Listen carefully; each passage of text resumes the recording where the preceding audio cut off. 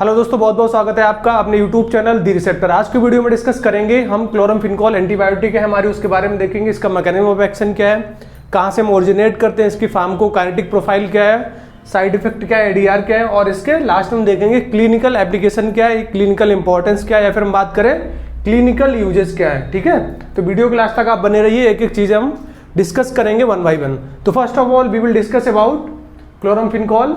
This is a broad spectrum antibiotic and obtained from Streptomyces venezuelae 1947। मतलब जो हमारी chloramphenicol है वो ब्रॉड स्पेक्ट्रम है।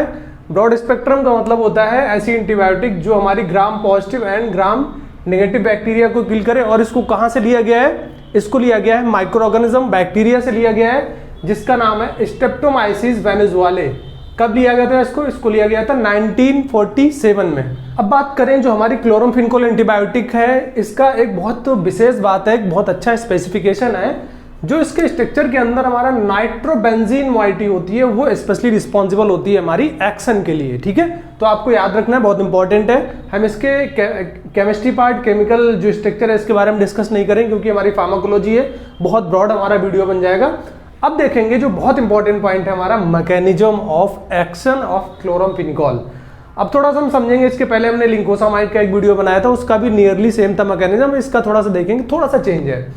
अगर हम बात करें इसकी मैकेनिज्म ऑफ एक्शन की क्लोरामफेनिकोल की, तो हम स्टार्ट करते हैं। तो हमारे पास यहाँ पे है mRNA। ठीक है, दिस इज mRNA, बहुत अच्छे से आपको पता भी होगा इसके बारे में। अब हमारे पास राइबोसोम की 2 यूनिट होती हैं, ये भी पता होगा आपको।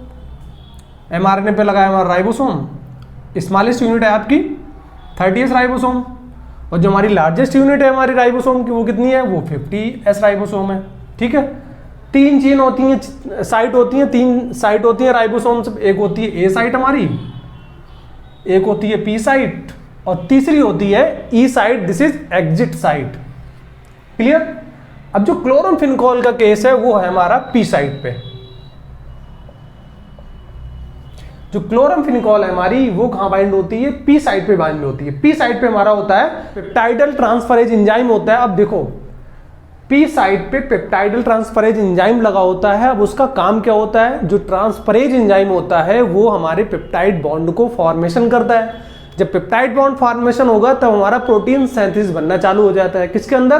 We are talking about bacteria, hostel की बात नहीं कर रहे हैं। ठीक है, अब वही काम है, हमें उस बैक्टीरिया की प्रोटीन को किल करना है। तो जो क्लोरामफेनिकोल का केस है, पी साइट पे जो हमारा पेप्टाइडल ट्रांसफरेज लगा हुआ है, अब वो कन्वर्ट होता है ए साइट में। पी साइट से पेप्टाइडल ट्रांसफरेज जाता है ए साइट पे, जो उसके जाने का प्रोसेस है उसको काम इन्विट करता है क्लोरामफेनिकोल। दिस वन आपका क्लोरामफेनिकोल यहां लगता है एग्जैक्टली आप वीडियो में देख भी रहे होंगे। पी साइट से ए साइट में जा रहा है हमारा, और जहां पे लग रहा है क्लोरामफेनिकोल पेप्टाइडल ट्रांसफरेज। ठीक है, responsible for peptide bond formation and protein synthesis. Clear? I hope आपको बहुत अच्छे से मैकेनिज्म समझ में आ गया होगा। के बाद हम देखेंगे कि इसका स्पेक्ट्रम क्या है, मतलब ऐसे कौन से माइक्रो ऑर्गेनिज्म है, बैक्टीरिया है जिसपे हमारा क्लोरामफेनिकोल काम करता है। ठीक है, तो ये क्या है हमारा? तो ये हमारा है बैक्टीरियोस्टैटिक फॉलोड बाई साइडल। इसका मतलब होता है जब भी कोई एंटीबायोटिक को कम डोज में दिया जाता है तो बैक्टीरियोस्टैटिक की तरह काम करती है। बैक्टीरियोस्टैटिक का मतलब होता है वो माइक्रोजम की ग्रोथ को इनहिबिट करेगा, किल नहीं करेगा। साइडल का मतलब होता है जब भी हम डोज को बढ़ा देते हैं तो वही ड्रग हमारी बैक्टीरियोसाइडल की तरह काम करती है, मतलब कंप्लीट किल कर देती है हमारी बैक्टीरिया को। नेक्स्ट हमारा पॉइंट क्या है? Effective against gram positive and gram negative. हमने पहले ही आपको बताया था chloramphenicol is a well known broad spectrum antibiotic and kill gram negative and as well as gram positive bacteria. अब भाई तीसरा पॉइंट हमारे पास क्या है? Highly effective against salmonella typhi. Salmonella typhi के अगेंस्ट में बहुत अच्छा काम करती है हमारी क्लोरामफेनिकोल। लेकिन अब प्रॉब्लम क्या है कि आजकल क्लोरामफेनिकोल को ओरल के केस में बिल्कुल बैन कर दिया गया था। ठीक है, अब जो 1947 का केस था तो उस टाइम पे हमारी क्लोरामफेनिकोल ब्रॉड स्पेक्ट्रम बहुत ज्यादा यूज हो रही थी, लेकिन अभी प्रेजेंट टाइम में क्लोरामफेनिकोल को कंप्लीट बैन कर दिया गया है। केवल ऑप्थेल्मिक प्रिपरेशन में आपको क्लोरामफेनिकोल मिलेगा। तो क्लियर? तो आपका जो ये लाइन है अभी यहाँ पे एप्लीकेबल नहीं है। हम टाइफाइड के केस में क्लोरामफेनिकोल को नहीं चलाते हैं, कंप्लीटली CDSCO द्वारा बैन है ये। अगर हम बात करें फार्माकोकाइनेटिक प्रोफाइल की, तो जो हमारा क्लोरामफेनिकोल है उसका प्लाज्मा प्रोटीन बाइंडिंग कितना है, वो है नियरली 60%। प्लाज्मा प्रोटीन बाइंडिंग का केस हमारा है 60% नियरली। अगर हम वॉल्यूम ऑफ डिस्ट्रीब्यूशन की बात करें तो 1 लीटर पर केजी का इसका वॉल्यूम ऑफ डिस्ट्रीब्यूशन है। ओरल एब्जॉर्ब हो जाती है बहुत अच्छे से, लेकिन मैंने बताया कंप्लीट बैन है ओरल में, ठीक है। अगर हम बात करें हाफ लाइफ टी हाफ की, 3 to 5 आवर्स इसका हाफ लाइफ है। Penetration BBB and placenta barrier, देखो जो आपका क्लोरामफेनिकोल का ग्रे बेबी सिंड्रोम आया था तो इसलिए आया था क्योंकि ये प्लेसेंटा से बहुत जल्दी क्रॉस कर जाती है, क्योंकि chloramphenicol have lipid in nature. अगर लिपिड नेचर की कोई ड्रग है तो आसानी से आपकी BBB CSF एंड प्लेसेंटा को क्रॉस कर जाएगी। अगर वो लिपिड नेचर की है BBB को क्रॉस करेगी तभी वो ब्रेन में जाएगी, तभी हम ब्रेन से रिलेटेड जो भी दिक्कतें हैं, प्रॉब्लम्स हैं, उनको ट्रीट कर सकते हैं। क्लियर, ये आपको समझ में आ गया। अब बात करें इसके एडवर्स इफेक्ट, मतलब क्लोरामफेनिकोल के साइड इफेक्ट क्या होते हैं। अब देखो सबसे बड़ा प्रॉब्लम था क्लोरामफेनिकोल के साथ में bone marrow depression. Bone marrow depression का प्रॉब्लम क्लोरामफेनिकोल के साथ बहुत ज्यादा आ रहा था, ग्रे बेबी सिंड्रोम का केस बहुत ज्यादा आ रहा था, इसलिए इसको मार्केट से बैन करना पड़ा। बोन मैरो डिप्रेशन का केस इसलिए आ रहा था क्योंकि एक एंजाइम होता है G6PD डिफिशियंसी। G6PD जो एंजाइम होता है उसको ये बहुत ज्यादा डिफिसिट कर देता है, इसकी वजह से RBC WBC प्लेटलेट्स और आपका एनीमिया के चांस बहुत ज्यादा बढ़ रहे थे, ब्लड सेल्स के काउंट बहुत ज्यादा सप्रेस हो रहे थे, इसलिए इसको मतलब मार्केट से बैन कर लिया गया। इसके बाद जो सबसे बड़ी प्रॉब्लम आई थी क्लोरामफेनिकोल की, ग्रे बेबी सिंड्रोम। हाँ, जैसा कि मैंने अभी आपको बताया था कि प्लेसेंटा बैरियर, जो भी ड्रग प्लेसेंटा बैरियर को क्रॉस कर जाएगी उसको प्रेगनेंसी में बिल्कुल कॉन्ट्राइंडिकेशन में रख देते हैं, क्योंकि अगर वो प्रेग्नेंट लेडी उस दवा को लेगी तो जो दवा है वो बेबी के पास पहुंच जाएगा। यही केस आया था ग्रे बेबी सिंड्रोम के केस में। लेडी, अगर कोई प्रेग्नेंट लेडी कोई क्लोरामफेनिकोल को ले रही थी तो जो क्लोरामफेनिकोल है उसके बेबी में पहुंच रहा था, जिसकी वजह से लैक्टिक एसिड राइज हो रहा था, फीडिंग रुक रही थी उस बेबी की, और कार्डियोवैस्कुलर कोलैप्स होने की वजह से उसकी डेथ हो रही थी। इसका मैंने एक स्पेशली वीडियो शूट कर रखा है, तो हम डिस्क्रिप्शन में लिंक दे रहे हैं आपको, तो वहां से देख सकते हो। ग्रे बेबी सिंड्रोम के बारे में पूरा केस है वहां पे, ठीक है।